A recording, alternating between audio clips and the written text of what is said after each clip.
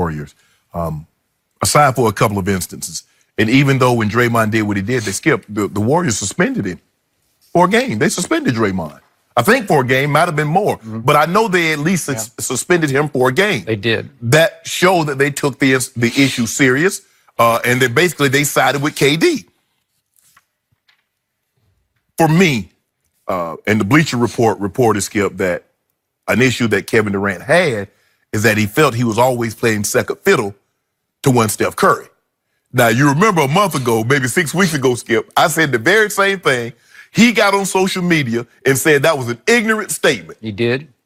And lo and behold, Kevin Durant went to Golden State hoping that by winning a championship, Skip, it will fulfill and quench all of his thirst.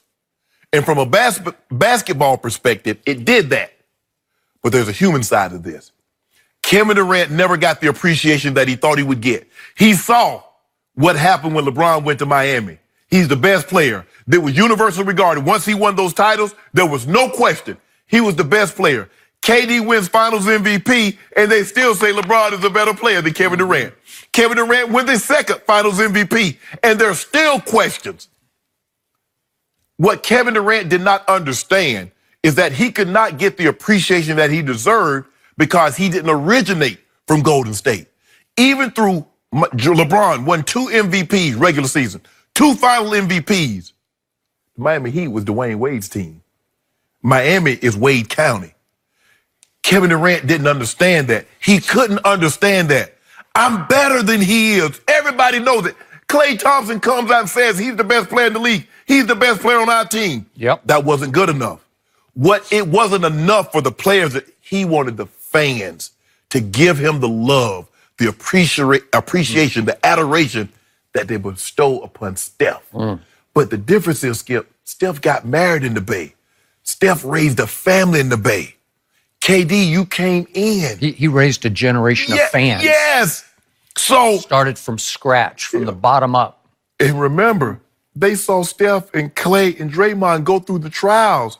They weren't always 73 and win team. They were not always a 60-plus win team. They saw them miss the playoffs. KD, you weren't there for the lean years. You were there for the good years. Now, it served them both well. Because I don't believe KD would have won a championship in OKC, and I don't believe Golden State was ever going to beat the Cleveland Cavaliers again. And they knew that, and they came together and found a perfect bond. But Skip, what KD is searching for, he can possibly find it in Brooklyn. Because they never had a player like this. I mean, you got to go way back, and nobody remembered Dr. J. When he played for Skip, nobody remember that. But they remember and I'm sorry, KD, but this was always going to be the case. And it took you 3 years before you finally realized that. You sense a pattern here? Everywhere Kevin has been, he gets really unhappy with somebody, some way, somehow, which is why I'm on Golden State's side here, because I think they did everything in their power to keep him happy. He was initially very happy. Because he was so unhappy with Russell Westbrook. And I defended Kevin on that point because he was devastated that Oklahoma City ownership and management always sided with Russell Westbrook as the 1 to Kevin's 1A. They wanted the ball in Russ's hands down the stretch. And Kevin proved them wrong because he closed those 2 game threes in the finals and won Finals MVP. He had the biggest chip on his shoulder going to Golden State, and he thrived on all the negativity of how dare you leave Russell Westbrook and join the team that had you down 3 you had down 3-1. How dare you do that? And he took such an avalanche of criticism. To his credit, he stood up to it and rose above it. 2 Finals MVPs. But now we look back and we say, well, Kevin's always picking a fight with somebody because he needs to pick a fight with somebody, right? That's what he thrives on. He's always at odds with the media. He's picked lots of fights with me. He picked one with you. He's picked it with a lot of people. He bites the hand that feeds him. The classic story was at the All-Star weekend, the Friday big media session. After he had won the MVP. He'd won the MVP. But I don't know how many of those people out in that throng of reporters had voted for him. Probably all of them. All of them. At least 50. Right. And he says, you guys don't know anything about basketball, and I'm cleaning up the language, right? He said, you don't know bleep. Yeah, you don't know bleep about basketball. What? Wait, then why did we vote for you? I guess we picked the wrong guy, right? Yeah, LeBron said that earlier. Okay. LeBron said he should have won the MVP, so, LeBron said they didn't know it. When he first went to Golden State, it was peace and love.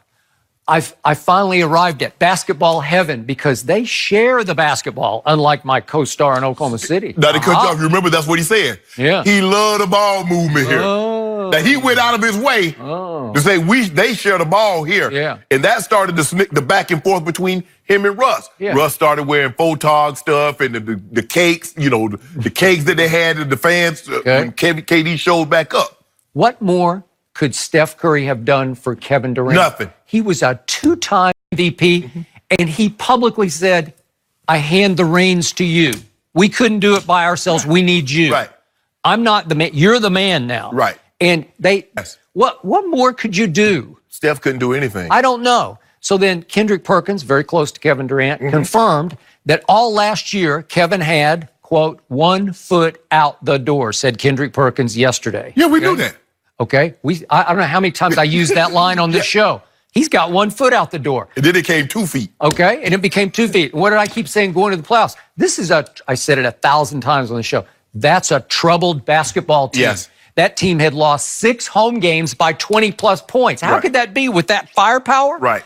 Troubled all the way to its core. Draymond versus KD. And I'm starting to lean toward Draymond's side of this. Maybe he was on the right path about that. Maybe he was trying to put him back in the place that he was when he first arrived. Right?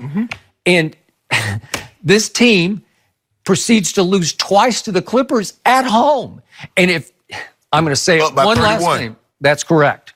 Up by 31 points. It's troubled, and it's because he's got 2 feet out the door, and they know it, and they don't love it. Right. It's hard to go out and compete hard with when your best player is gone. Right? So then what happens after they lose to the Clippers twice? I'm going to say it one last time. If Kevin Durant did not get hurt, God bless him, but if he did not pull his calf or whatever he hurt near the end of the third quarter of Game 5 against Houston, they are going to lose that game, and they're going to lose that series because they're troubled. It was coming apart. And finally, Kevin hit a shot late in the third quarter that put them up 2, but it was coming. They had blown a 14-point halftime lead. That they were going to lose that game, and they were going to have to go to Houston and face a closeout game with Kevin still in the lineup, the troubled lineup, right? I think they would have lost to Houston, and we'd be having a whole different conversation about the dysfunctional Rockets. They might have won in spite of themselves, right? So he's out the door, and now he's on to the Nets, and Kendrick says he finally has his own team, but in the Howard Beck article on Bleacher Report, it says that he and Kyrie decided they wanted no part of having to be the saviors of the Knicks. So you're telling me they shrank, like Kevin especially, shrank from the pressure of trying to win for the Knicks?